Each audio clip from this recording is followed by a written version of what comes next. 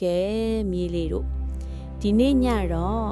ငါတို့နေတဲ့ကဘာမြေကြီးကိုယ်တိုင်စကားပြောတတ်တဲ့ပုံပြင်လေးပြောပြမယ်နော်ဟိုးစက်ကြဝဠာကြီးထဲမှာအပြာရောင်လှလှနဲ့ကဘာမြေကြီးတစ်လုံးရှိလေကဘာမြေကြီးကအယမ်းကျဉ်နာတယ်လူတွေနေဖို့မြေပြင်ပေးတယ်တစ်ပင်တွေကြီးထွားဖို့မိုးပေးတယ်တရိษံလေးတွေအိမ်ရှိဖို့တောအုပ်တွေဖန်တီးပေးတယ်ဒါပေမဲ့နှစ်တွေကြာလာတာနဲ့အမျှကဘာမြေကြီးစိတ်မကောင်းဖြစ်လာတယ်တချို့လူတွေကတစ်ပင်တွေအများကြီးခုတ်တယ်မြစ်ချောင်းတွေထဲအမှိုက်ပစ်တယ်လေတို့ကိုမီးခိုးတွေပြည့်စေတယ်တညမှာတော့လမင်းလေးကကဘာမြေကိုမေးတယ်ကဘာမြေရေဘာလို့ဒီလောက်ဝမ်းနေနေတာလဲဆိုပြီးပေါ့ကဘာမြေကြီးကတိုးတိုးလေးပြောတယ်ငါမပင်ပန်းချင်ဘူးဒါပေမဲ့ငါ့ကိုလူတွေမဆောင်ရှောက်တော့ဘူးထင်တယ်တောအုပ်တွေကလည်းညှိုးလာလေ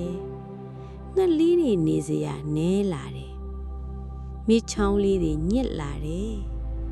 အဲ့ဒီအချိန်မှာကျဲကလေးတစ်လုံးကစကားပြောလာတယ်ကဘာမြေရေမျောလင်းချက်မပြောက်ပါနဲ့လူတိုင်းမဆိုးဘူးတချို့ကမင်းကိုကယ်ချင်နေကြတယ်ဆိုပြီးအားပေးလိုက်တယ်ဒီလိုနဲ့နောက်နေမှာခလီးငယ်တချို့စုကြပြီးတစ်ပင်စိုက်ကြတယ်ကဘာမြေကြီးတန်ရှင်းရမယ်လို့ပြောကြတယ်တချို့ကအမှိုက်ကောက်တယ်တချို့ကရေမဖြုံးဖို့တင်ယူတယ်တချို့ကဒရိษံလေးတွေကိုကာကွယ်ကြတော့ဖြည်းဖြည်းချင်းမြက်ခင်းတွေပြန်စိမ့်လာတယ်ငှက်တချင်းတွေပြန်ကြားရတယ်မြစ်ရေလေးတွေပြန်ကြည်လင်လာတယ်ကဘာမြေကြီးကငါ့ကိုချစ်တဲ့လူလေးတွေရှိသေးလားပဲဆိုပြီးလမင်းလေးကိုပြုံးပြီးပြောလိုက်တော့လမင်းကဘာမြေရေမင်းကိုကယ်နိုင်တာလူကြီးတွေတင်မဟုတ်ဘူးခလေးငယ်လေးတွေလည်းလုံနိုင်တယ်နော်လို့ပြောလိုက်တယ်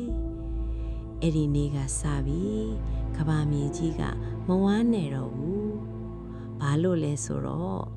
လူသေးသေးလေးတစ်ယောက်ရဲ့အကျင့်ကောင်းလေးတစ်ခုကတော့ကဘာကြီးကိုပြောင်းလဲနိုင်တယ်ဆိုတာသိသွားလို့ပေါ့ဒါကြောင့်ခလီတို့ရေသပင်ဆိုင်ပါအမှိုက်ကိုတက်တက်ရရပစ်ပါရေကိုမဖြုံးပါနဲ့ဒါဟာကဘာမြေကိုကာကွယ်တာတခုတည်းမဟုတ်ပဲ